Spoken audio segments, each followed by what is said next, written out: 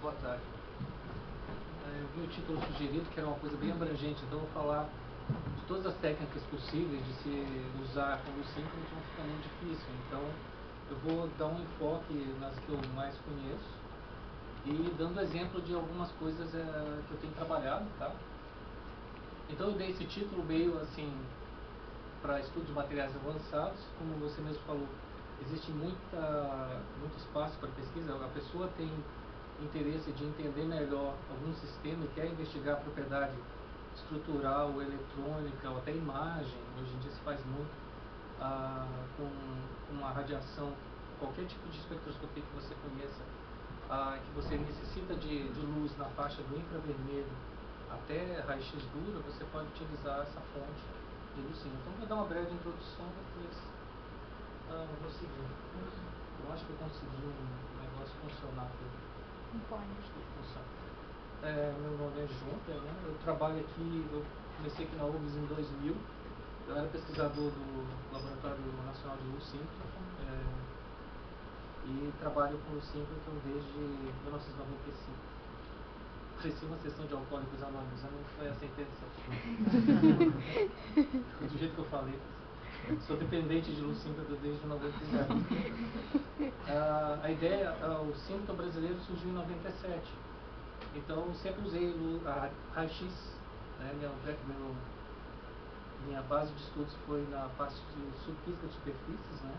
Então eu usava o raio-x como investigação de materiais, de superfícies de materiais. E sabia que teria um síncrono no Brasil, eventualmente, então eu saí, eu fiz doutorado em 95 mesmo eu saí, e para trabalhar com esse sistema, até hoje eu trabalho com isso. Aqui eu coordeno um laboratório de espectroscopia de elétrons, que é basicamente o que eu faço, é tentar entender propriedades de materiais. Então tenho focado, nós começamos em 2006, 2007, não lembro agora. Tenho feito amostras, né, tenho sintetizado materiais, principalmente na micro e nano escala, tentar entender a propriedade desse material em termos de alguma aplicação, principalmente ligada à catálise, que é uma ciência, vamos dizer assim, uma área de pesquisa bastante ligada às propriedades de superfície. Então, esses aqui são alguns exemplos de materiais que a gente tem feito, mas basicamente nas listas de técnicas que tem empregado, a gente começa com fotoemissão, ou XPS, como as pessoas conhecem, ou ESCA, como eu quero falar antigamente. A maioria das análises são feitas lá mesmo no Laboratório Nacional de Síncrona em Campinas, algumas eventualmente feitas em outros lugares. Faço também absorção de raio-x, que é essa primeira aqui. E dependendo da faixa de fótons, você tem que, no Brasil talvez não seja suficiente, então você viajar para algumas outras fontes. E a difração de raio-x. Então todos começam com X, porque necessitam de raio-x, seja na faixa de raio-x mole, ou que chamam de soft X-rays, ou raio-x duro, que seria o raio-x mais energético. Aqui a gente tem, no laboratório, a gente tem as fotoluminescência e a espectroscopia de absorção UV, e que a gente faz complementaridade com microscopias, né, de transmissão ou varredura. Estamos trabalhando também com espalhamento de íons em energia. Esse aqui também a gente está implantando agora, que é a glutammetria cíclica para estudos de materiais com potencial eletroquímico. E preparação de materiais, que seja ou por via química ou por via física, que a gente tem feito no laboratório e eventualmente caracteriza. Então, depois eu me situar aqui onde é que eu fico, mais ou menos, o que eu tenho feito ultimamente. Eu vou falar brevemente de luz síncrona, então não vou aprofundar muito, mas vou tentar dar um apanhado geral. Se tiver alguma pergunta, fica à vontade. Vou falar um pouquinho da motivação do trabalho, que seria estudo de arranjo atômico. Vou tentar explicar o que é isso, um sistema de nanopartículas. E depois de explicar essas duas técnicas aqui, a XPS e a CHAS, brevemente também, eu vou mostrar alguns resultados que têm sido obtidos nesses dois casos aqui. Então a ideia é mostrar a formação de partículas e como a reatividade dela com algum tipo de ambiente, seja líquido ou gasoso. Então, o que eu tenho aqui que seria no síncrono?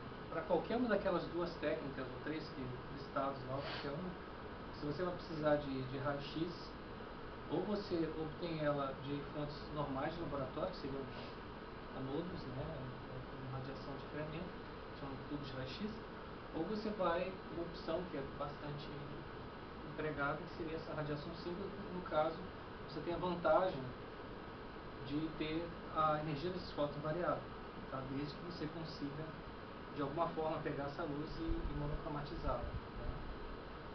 E com relação a tubos de raio-x, a gente já está mais familiarizado, perdão.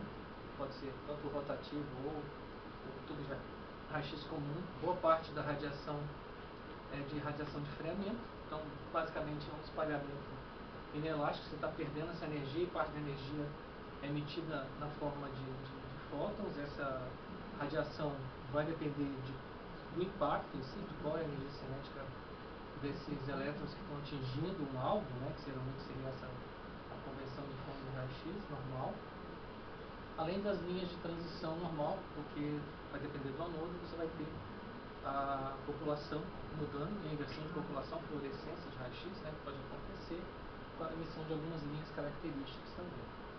Mas basicamente essa ideia de você, de certa forma, acelerar ou desacelerar elétrons ou partículas em geral é uma das maneiras da gente produzir luz, radiação como que. No caso de, também lembrando do caso de antenas, né, o que a gente tem no caso, qualquer partícula acelerada, nesse caso pode emitir a luz. A característica dessa luz vai depender da velocidade como essa partícula está sendo acelerada ou desacelerada. No caso aqui, no caso da antena, seria um exemplo mais convencional, a gente está familiarizado. Você tem um condutor, esses elétrons oscilando, né, nesse condutor. A energia deles, parte da energia pode ser emitida na forma de ondas eletromagnéticas, em que a gente consegue classicamente explicar. E nesse caso desse dipolo emitindo essa radiação, a gente pode ter ondas de micro-ondas, ondas de rádio, que é a aplicação principal. Então essa emissão é praticamente tranquila.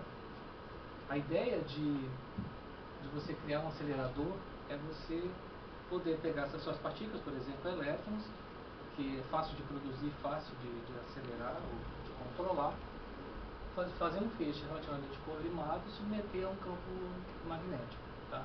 Ao fazer esse campo magnético sujeito a essa força de Lorentz, e que, dependendo dessa velocidade, quanto mais próximo de si, quanto mais relativístico, mais característica, mais fluxo a gente tem e mais brilhança, que seria a característica principal, uma fonte de luz simples. E bem como o comprimento de onda, né, que no caso aqui, as oscilações normais de uma antena a gente tem na faixa de ondas de rádio, aqui você pode ter raio-x ou, no caso, ultravermelho, que seja. Então, esse controle dessa maneira com que essa partícula vai sofrer aceleração é bastante importante, e o controle disso, você pega essa luz emitida aqui, no caso representada nesse feixe, e usa como bem entende. A importância da velocidade, por que velocidades relativísticas? Porque, no caso, o efeito principal desses elétrons fazendo essa